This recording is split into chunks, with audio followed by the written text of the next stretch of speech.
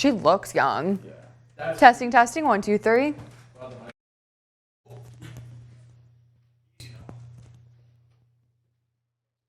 Was that her leg break, or did she do one before that? I think that was her.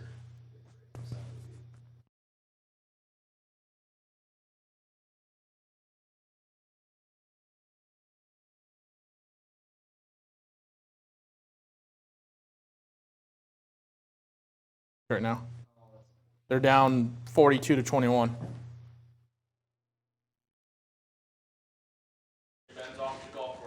Yeah, mic check 1, 2, 3, 4. Yep. I'm getting my stuff in. Don't worry.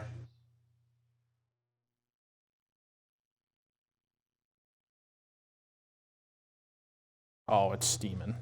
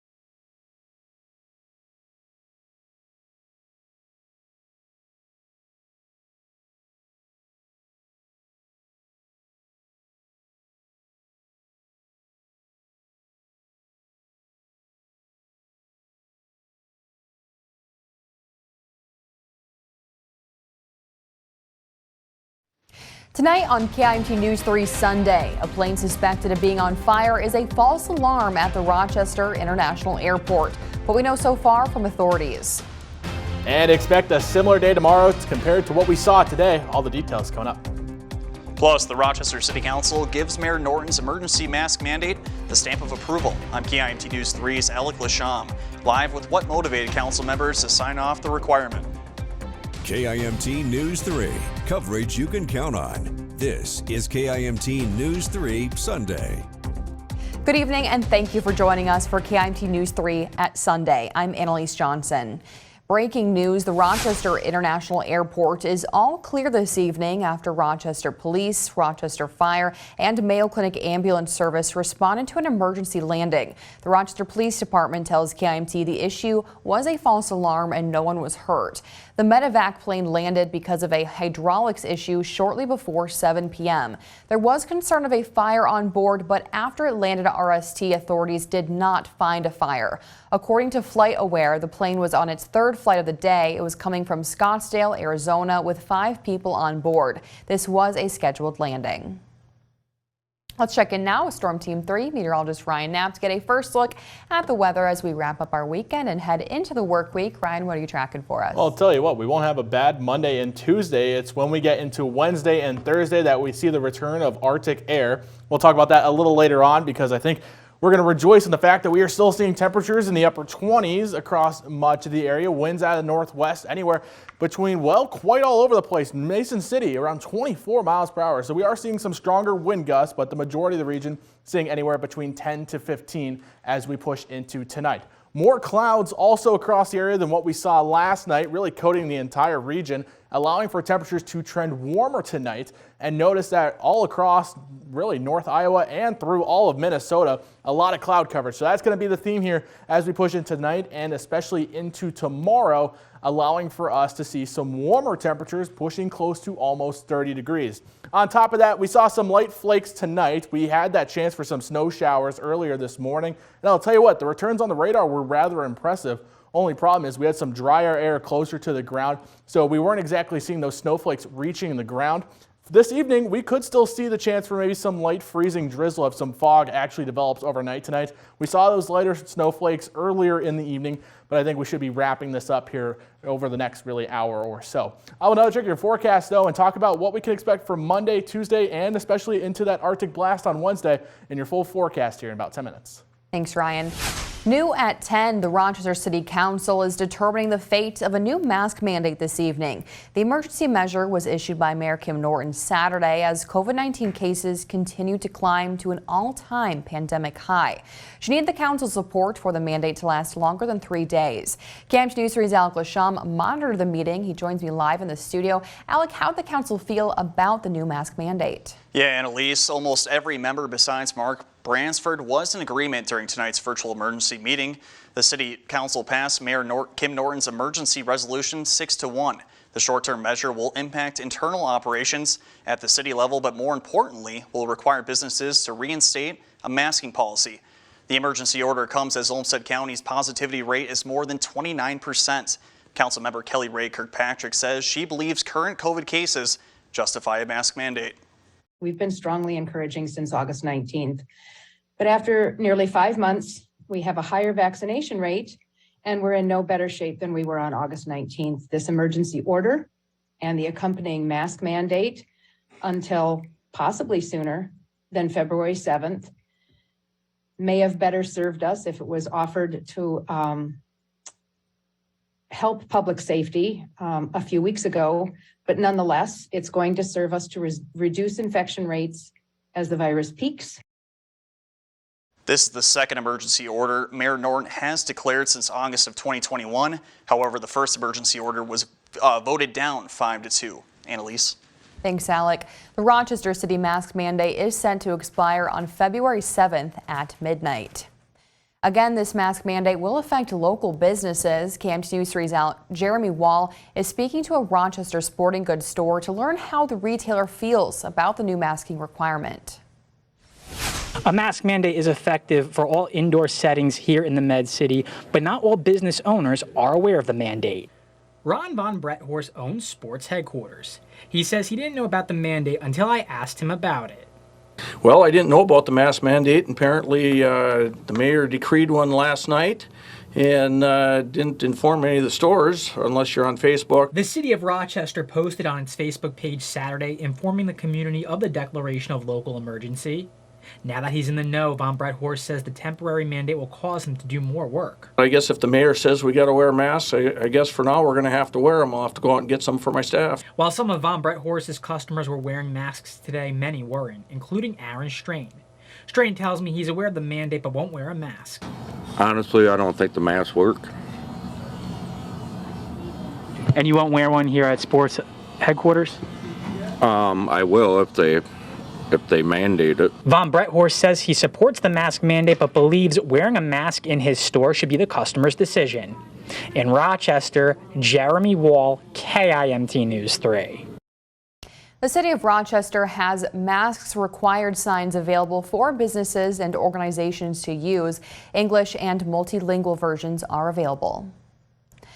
A man is in jail after a short chase Saturday night ends in a crash. Clay Calvig, 33 of Mason City, has been booked into the Cerro Gordo County Jail on charges of driving while barred, eluding law enforcement, and interference with official acts. The Cerro Gordo County Sheriff's Office says a deputy tried to pull Calvig over, but Calvig refused to stop. That led to a brief pursuit. The Sheriff's Office says the chase ended when Calvig lost control of his vehicle and hit a tree near the intersection of First Street Northwest and North Taylor Avenue. The Sheriff's Office says Calvig tried to run away but was quickly caught by a deputy. 3 are injured, including 2 people from Rochester, after a Saturday evening collision in Goodhue County. It happened around 7:30 p.m. on Highway 52. The Minnesota State Patrol says 2 vehicles were both driving north when they crashed at the Highway 52 intersection with 500th Street. The 2 drivers plus 1 passenger were taken to St. Mary's Hospital with injuries. They are expected to be okay. Still to come on KIMT News 3 Sunday, some people got a glimpse into the future of Mason City High School. A look at construction progress. Plus, changes begin today for Rochester Public Transit. What public transit riders need to know. KIMT News 3 Sunday. Your local news with KIMT News 3's Annalise Johnson. Tracking storms with Storm Team 3 meteorologist Ryan Knapp. This is KIMT News 3. More local news that is happening right now. We are coverage you can count on.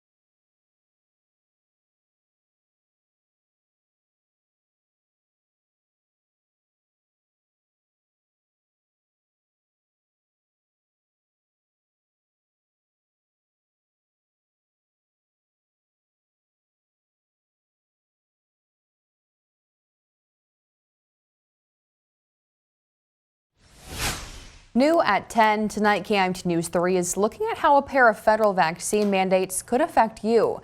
The Supreme Court struck down the Biden administration's employer mandate late last week, but kept the healthcare worker vaccine requirement. The judges who voted against the Occupational Health and Safety Administration, or OSHA, mandate says the agency was beyond its legal authority.